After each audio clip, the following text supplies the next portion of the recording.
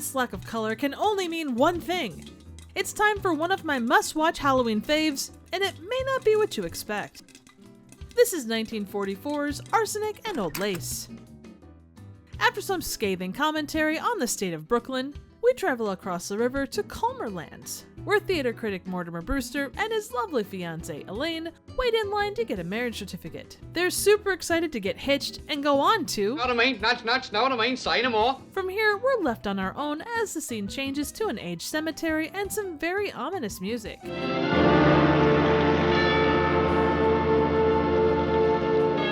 Two beat cops discuss the neighborhood. This whole neighborhood just stinks with atmosphere. Along with the Brewster sisters. They're two of the dearest, sweetest, kindest old ladies. Abby and Martha Brewster discuss a Mr. Hoskins, a gentleman that Abby has been entertaining, who's currently inside the window seat. His status: it has ceased to be. It's expired and gone to meet its maker. Before more can be said, the newlyweds show up to share their good news. And to say Mortimer is excited for the honeymoon is an understatement. Now the next scene is pretty graphic. Let everyone in Brooklyn over 16 look. Oh, the humanity! At the same time, Mortimer's eccentric brother Teddy, who believes he's Teddy Roosevelt, goes to dig a new canal in Panama, aka the cellar which will soon hold another yellow fever victim, aka Hoskins, the body in the window seat. Mortimer stumbles upon the body, and when he talks to Abby and Martha about it, they explain. The gentleman died because he drank some wine with poison in it. Their mission is to ease the suffering of lonely old men with a hell of a mix. For a gallon of elderberry wine, I take 1 teaspoonful of arsenic, then add half a teaspoonful of strychnine, and then just a pinch of... Mortimer explains this isn't right and that people wouldn't understand. Instead of answering the beck and call of his new wife, Mortimer decides to get Teddy institutionalized and to blame the bodies in the cellar on him to save his aunts from prosecution. That means getting doctor and judge signatures, which will likely take all night. There's a knock at the door, and in walks a strange set of men. It turns out it's Mortimer's brother Jonathan and his plastic surgeon / cohort in crime / brother from another mother, Dr. Einstein. The pair are on the run from the cops and decide to lay low at the home place. After jump scaring Abby and Martha, the pair make themselves at home. Elaine shows up and calls Jonathan Boris Karloff, which gets him quite upset. During the ensuing ruckus, Teddy takes Hoskins down to Panama, and the window seat is quickly refilled with a guest brought by Jonathan and Dr. Einstein. Mortimer arrives back at the house, and after Elaine explains that she was almost killed, he gives his aunts a stern look. And Abby and Martha. Oh, no, it was Jonathan. It's at this point he notices Jonathan and warns him to leave. Mortimer and Abby check the window seat and realize that Hoskins is no longer there, leading to the realization that Jonathan and Einstein are hiding bodies too. At the same time, Einstein realizes that the cellar is packed with the murder victims of Abby and Martha. Both duos have impressive kill counts, although there is some argument over numbers. You got 12, they got 12. The old ladies is just as good as... Mortimer pulls up a tombstone and has a heartfelt discussion with Elaine. Oh, insanity runs in my family. It practically gallops. In the meantime, Jonathan has decided to set up shop with his aunts as a front, and to christen the new place, the first victim is going to be Mortimer, using the dreaded Melbourne method. Not the Melbourne method, please. And it turns out he's surprisingly easy to trick. Luckily, Teddy blows his trumpet, which leads to the cops' arrival, and all hell breaks loose after O'Hara says, Look at that puss. He looks like Boris Karloff. Mortimer is clearly done with all these shenanigans and stops to have a smoke. Fine day, too. All I did was cross the bridge and I was in Brooklyn.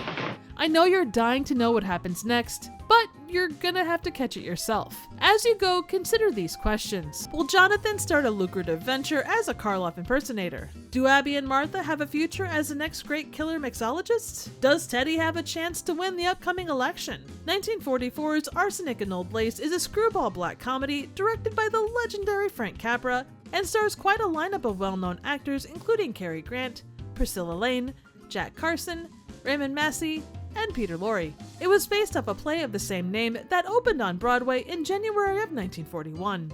Despite being filmed in October of 41, Warner Brothers was contractually obligated to hold off on releasing the movie until the play completed its Broadway run, which ended up lasting over 1,400 performances. Although this was shown at overseas bases in the intervening 2.5 years, Arsenic and Old Lace was finally released nationally in September of 44. In addition to its host of well-known Hollywood names, it also carried over a lot of stage actors from the Broadway play, including Josephine Hull, Jean Adair, and John Alexander.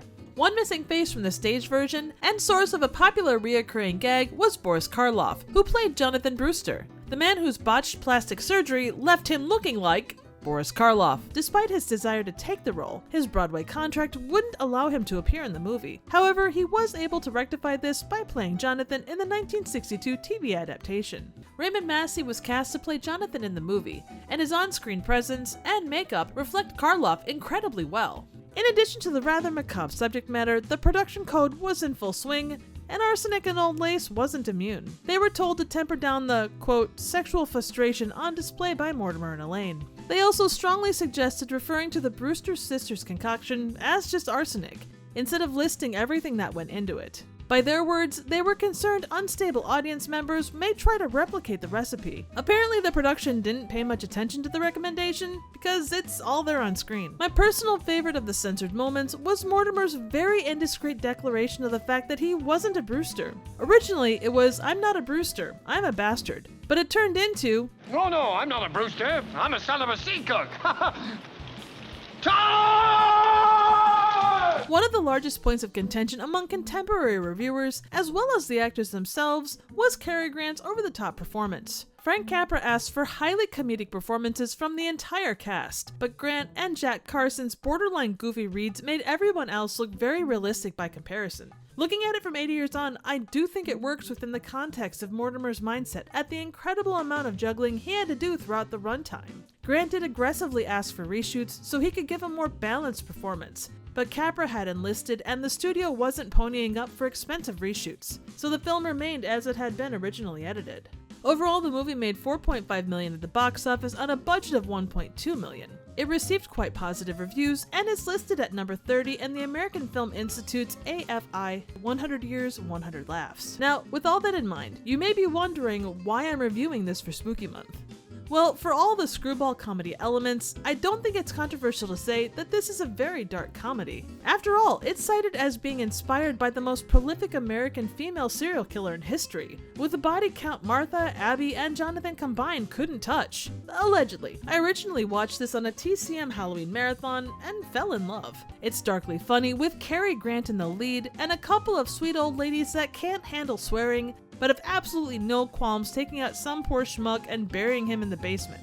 It's become a Halloween tradition for me alongside Trick or Treat, the Hammer monster movies, and various William Castle essentials. Now, by today's standards, there are some things that could be considered objectionable, but I can't help but love what this movie offers. From those little repeated moments like the clock needing to be reset every time a door gets slammed, to Mortimer's mumbling to himself about the day as a massive fight rages between Jonathan and the cops, it is the silliest of Halloween movies. But it all works and plays together in ways that it really shouldn't. Grant's over-the-top performance won me over on my first viewing, and subsequent viewings have made me love the entire cast for what they bring to the screen. If you're looking for something a little different this spooky season, I can't recommend Arsenic and Old Lace enough. Even if you've seen it in a play setting, give this a chance and watch some absolute masters of the craft. So what do you think? Suggestions for movies, trivial questions, comments, ratings, and a window seat without some bodies would be appreciated.